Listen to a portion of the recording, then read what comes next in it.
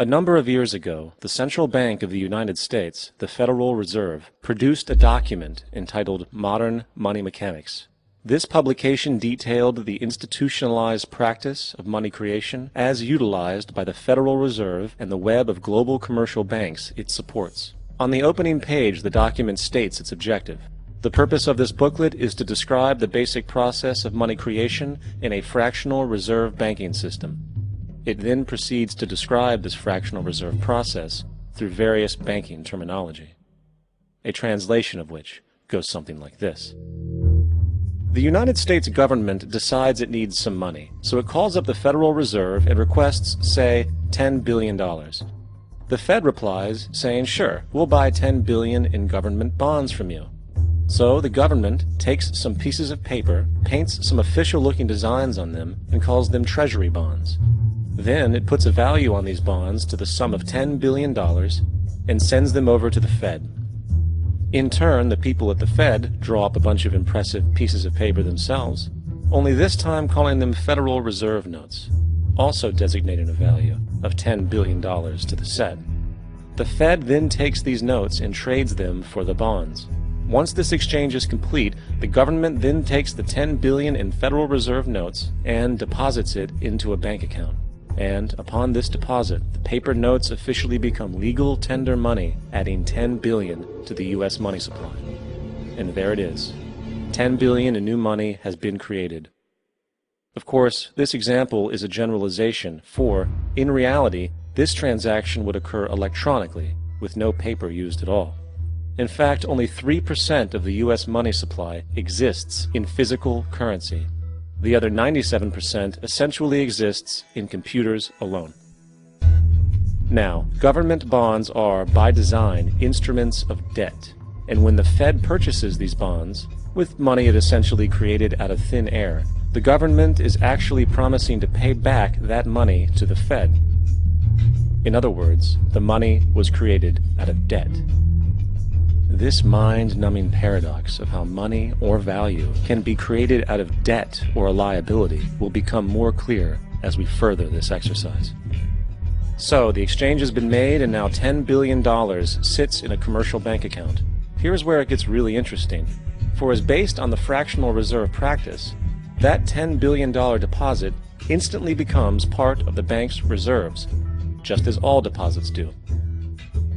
And regarding reserve requirements, as stated in Modern Money Mechanics, a bank must maintain legally required reserves equal to a prescribed percentage of its deposits. It then quantifies this by stating, under current regulations, the reserve requirement against most transaction accounts is 10%. This means that with a $10 billion deposit, 10% or $1 billion is held as the required reserve, while the other $9 billion is considered an excessive reserve and can be used as the basis for new loans. Now, it is logical to assume that this $9 billion is literally coming out of the existing $10 billion deposit. However, this is actually not the case. What really happens is that the $9 billion is simply created out of thin air on top of the existing $10 billion deposit. This is how the money supply is expanded.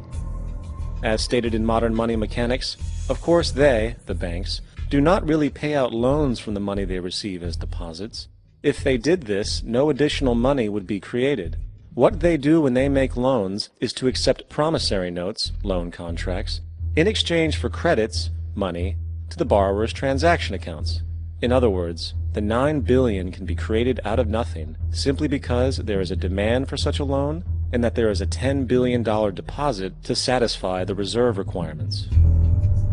Now, let's assume that somebody walks into this bank and borrows the newly available $9 billion.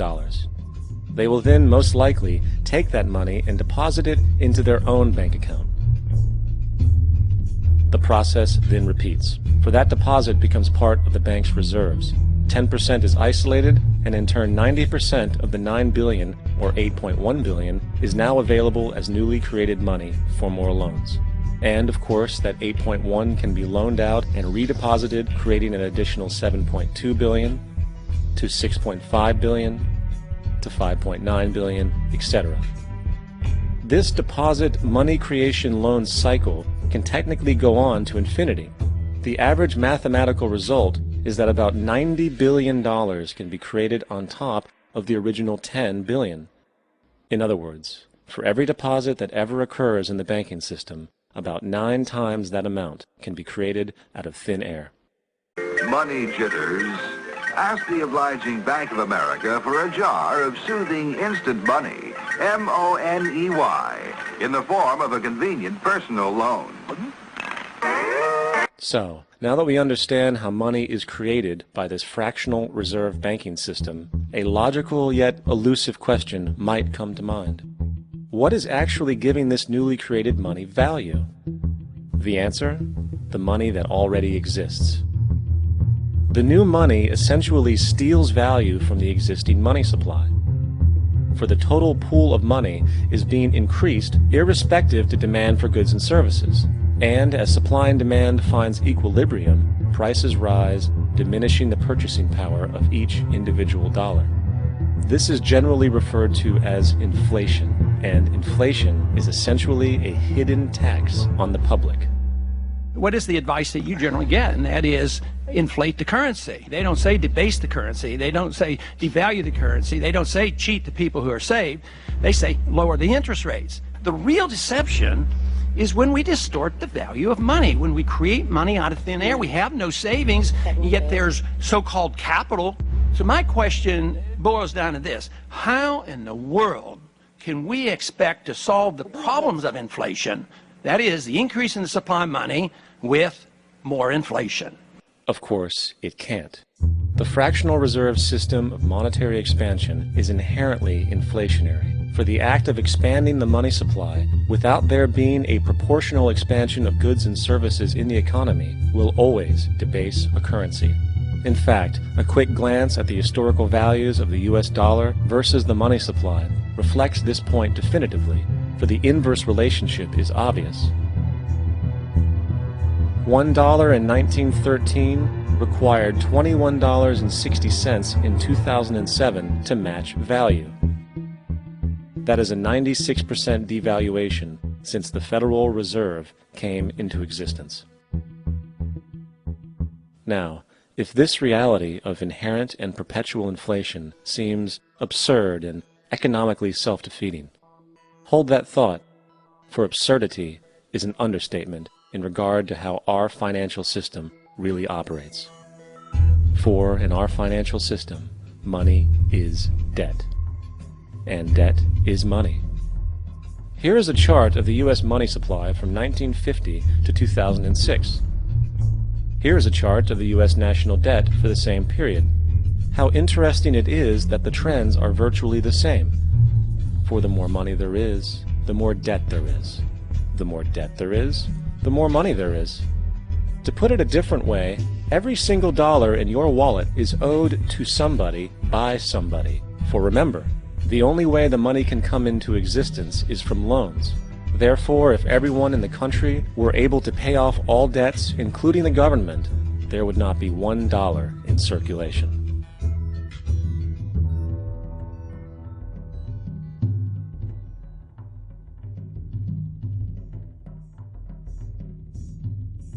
In fact, the last time in American history the national debt was completely paid off was in 1835 after President Andrew Jackson shut down the central bank that preceded the Federal Reserve. In fact, Jackson's entire political platform essentially revolved around his commitment to shut down the central bank, stating at one point, "The bold efforts the present bank has made to control the government are but premonitions of the fate that awaits the American people, should they be deluded into a perpetuation of this institution or the establishment of another like it." Unfortunately, his message was short-lived, and the international bankers succeeded to install another central bank in 1913, the Federal Reserve. And as long as this institution exists, perpetual debt is guaranteed. Now, so far we have discussed the reality that money is created out of debt, through loans. These loans are based on a bank's reserves, and reserves are derived from deposits. And through this fractional reserve system, any one deposit can create 9 times its original value, in turn debasing the existing money supply, raising prices in society. And since all this money is created out of debt and circulated randomly through commerce, people become detached from their original debt, and a disequilibrium exists where people are forced to compete for labor in order to pool enough money out of the money supply to cover their costs of living. As dysfunctional and backwards as all of this might seem, there is still one thing we have omitted from this equation. And it is this element of the structure which reveals the truly fraudulent nature of the system itself: the application of interest. When the government borrows money from the Fed, or when a person borrows money from a bank, it almost always has to be paid back with accrued interest. In other words, almost every single dollar that exists must be eventually returned to a bank with interest paid as well. But if all money is borrowed from the central bank and is expanded by commercial banks through loans, only what would be referred to as the principal is being created in the money supply. So then, where is the money to cover all of the interest that is charged? Nowhere. It doesn't exist. The ramifications of this are staggering, for the amount of money owed back to the banks will always exceed the amount of money that is available in circulation. This is why inflation is a constant in the economy, for new money is always needed to help cover the perpetual deficit built into the system, caused by the need to pay the interest. What this also means is that mathematically, defaults and bankruptcy are literally built into the system, and there will always be poor pockets of society that get the short end of the stick. An analogy would be a game of musical chairs, for once the music stops, somebody is left out to dry. And that's the point. It invariably transfers true wealth from the individual to the banks. For if you are unable to pay for your mortgage, they will take your property. This is particularly enraging when you realize that not only is such a default inevitable due to the fractional reserve practice, but also because of the fact that the money that the bank loaned to you didn't even legally exist in the first place. In 1969, there was a Minnesota court case involving a man named Jerome Daly, who was challenging the foreclosure of his home by the bank which provided the loan to purchase it. His argument was that the mortgage contract required both parties, being he and the bank, each put up a legitimate form of property for the exchange. In legal language, this is called consideration.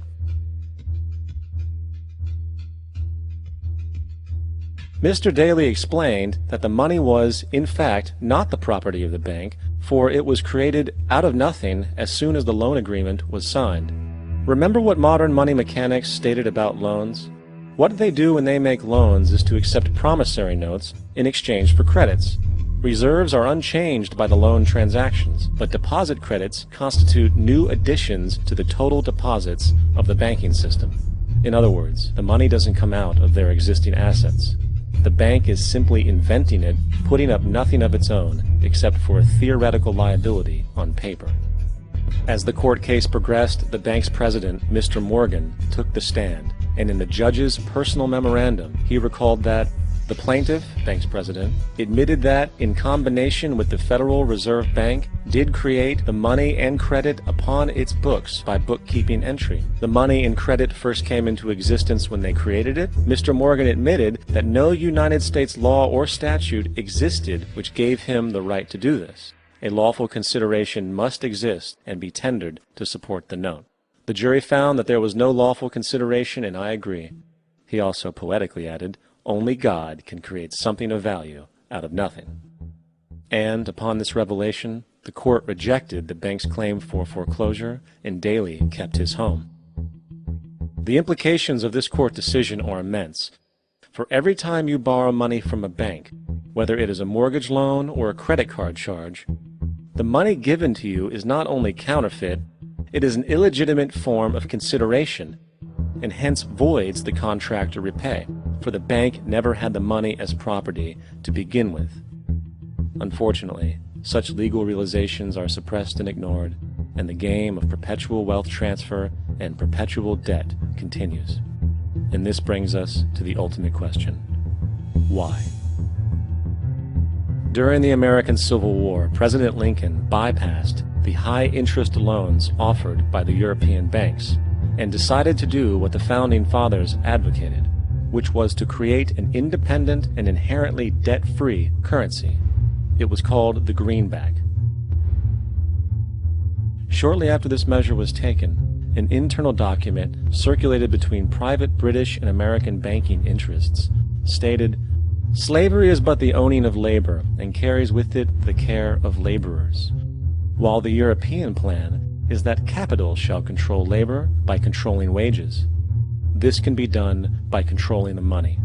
It will not do to allow the greenback, as we cannot control that." The fractional reserve policy perpetrated by the Federal Reserve, which has spread in practice to the great majority of banks in the world, is, in fact, a system of modern slavery. Think about it. Money is created out of debt. And what do people do when they are in debt? They submit to employment to pay it off. But if money can only be created out of loans, how can society ever be debt-free? It can't. And that's the point. And it is the fear of losing assets coupled with the struggle to keep up with the perpetual debt and inflation inherent in the system, compounded by the inescapable scarcity within the money supply itself, created by the interest that can never be repaid, that keeps the wage slave in line, running on the hamster wheel with millions of others, in effect powering an empire that truly benefits only the elite at the top of the pyramid. For, at the end of the day, who are you really working for? The banks. Money is created in a bank and invariably ends up in a bank. They are the true masters, along with the corporations and governments they support. Physical slavery requires people to be housed and fed. Economic slavery requires people to feed and house themselves. It is one of the most ingenious scams for social manipulation ever created, and at its core, it is an invisible war against the population. Debt is the weapon used to conquer and enslave societies, and interest is its prime ammunition. And as the majority walks around oblivious to this reality, the banks, in collusion with governments and corporations, continue to perfect and expand their tactics of economic warfare, spawning new bases, such as the World Bank and International Monetary